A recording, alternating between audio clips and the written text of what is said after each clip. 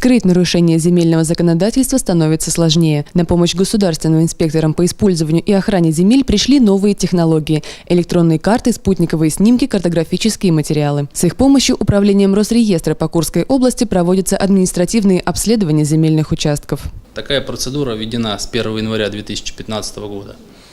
При административном обследовании объектов земельных отношений проводится исследование состояния и способов земель и их использования. Для этого может использоваться информация, содержащаяся в государственных и муниципальных информационных системах, открытых общедоступных информационных ресурсах, архивных данных, информация, полученная дистанционными методами, в том числе аэрокосмическими снимками и аэрофотосъемками. Причем информация может использоваться без взаимодействия с владельцами земельных участков. По состоянию на 30 июня 2016 года Управлением Росреестра по Курской области проведено 54 административных обследования земельных участков, в результате которых выявлено 34 нарушения земельного законодательства.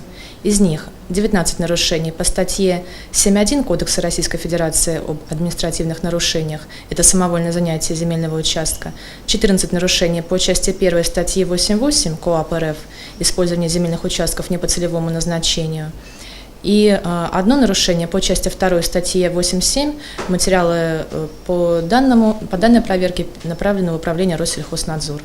Если в результате проверки выявляются признаки нарушения земельного законодательства, то эксперты Росреестра проведут ряд внеплановых проверок. А по материалам проверок нарушители привлекаются к административной ответственности. Вера Сазонова, Ради Долженков, специально для Kursk-TV.ru.